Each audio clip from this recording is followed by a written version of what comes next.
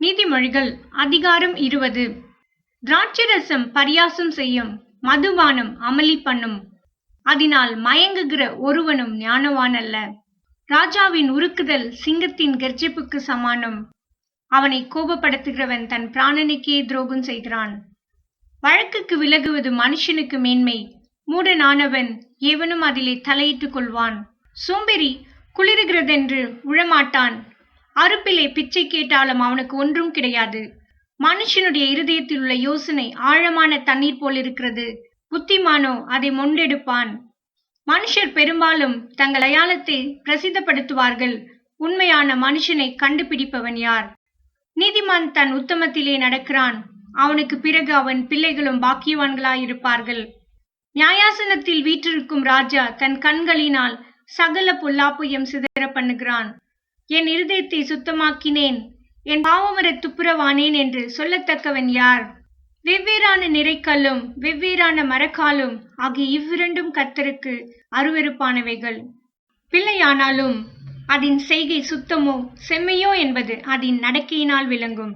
கேட்கிற காதும் காண்கிற கண்ணும் ஆகிய இவ்விரண்டும் கர்த்தர் உண்டாக்கினார். தூக்கத்தை விரும்பாதே, விரும்பினால் தரித்திரனாவாய். கண் விழித்திரு, அப்பொழுது ஆகாரத்தினால் திருப்தியாவாய். கொல்லுகிறவன் நல்லதல்ல நல்லதல்ல என்பான், போய்விட்ட பின்போ மெச்சிக்கொள்வான். பொன்னும் மிகுதியான முத்துக்களும் உண்டு, அறிவுள்ள உதடுகளோ விலை உயர்ந்த ரத்தினம். அந்நியனுக்காக பிணைத்தவனுடைய வஸ்திரத்தை எடுத்துக்கொள். அந்நிய ஸ்திரீ நிமித்தம் அவன் கையில் ஈடு வாங்கிக் கொள். வஞ்சனையினால் வந்த போஜனம் மனுஷனுக்கு இன்பமாயிருக்கும், பின்போ அவனுடைய வாய் பருக்கை கற்களால் நிரப்பப்படும். ஆலோசனையினால் எண்ணங்கள் ஸ்திரப்படும். நல் யோசனை செய்து யுத்தம் பண்ணு. தூற்றிக்கொண்டு திரிகிற இரகசியங்களை வெளிப்படுத்துவான். ஆதலால் தன் உதடுகளினால் அலுப்புகிறவனோடே கலவாதே. தன் தகப்பனையும் தன் தாயையும் தூஷிக்கிறவனுடைய தீபம் கார் இருளில் அணைந்து போம். ஆரம்பத்திலே துரிதமாக கிடைத்த சுதந்திரம் முடிவிலே ஆசீர்வாதம் பெறாது. தீமைக்கு சரி கட்டுவேன் என்று சொல்லாதே. கர்த்தருக்கு திரு, அவர் உன்னை ரட்சிப்பார். வெவ்வேறான நிறை கற்கள் கர்த்தருக்கு அருவருப்பானவைகள். கள்ளத்தராசு நல்லதல்ல. கர்த்தராலே மனுஷருடைய நடைகள் வாய்க்கும். ஆகையால் மனுஷன் தன் வழியை அறிந்து கொள்வதெப்படி?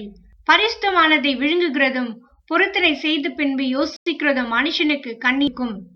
ஞானமுள்ள ராஜா துன்மார்க்கரை சிதறடித்து அவர்கள் மேல் உருளையை உருட்டுவான். மனுஷனுடைய ஆவி கர்த்தர் தந்த தீபமாயிருக்கிறது. அது உள்ளத்தில் உள்ளவைகளை எல்லாம் ஆராய்ந்து பார்க்கும். தயையும் சத்தியமும் ராஜாவை காக்கும்.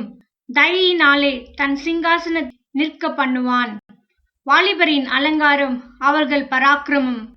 முதிர் வயதானவர்களின் மகிமை அவர்கள் நரை. காயத்தின் தழும்புகளும் உள்ளத்தில் உரைக்கும் அடிகளும் பொல்லாதவனை அழுக்கற துடைக்கும்.